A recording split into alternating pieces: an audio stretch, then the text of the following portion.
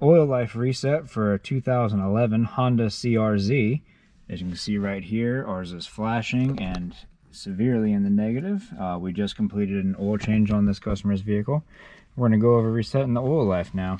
You're going to be utilizing these two up and down information buttons and the select/reset button. Let me fix my camera. That is slightly behind it. You're going to use these information buttons to scroll through your service, all your little things, until you get to your service window as such. When on the service window, we're going to pull this towards us and hold for a good 10 seconds.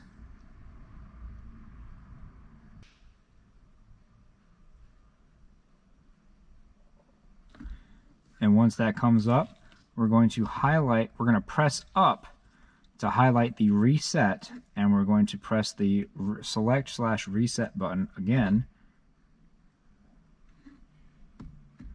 And oil life has been reset. If this video helps you out, leave a like, and don't forget to subscribe.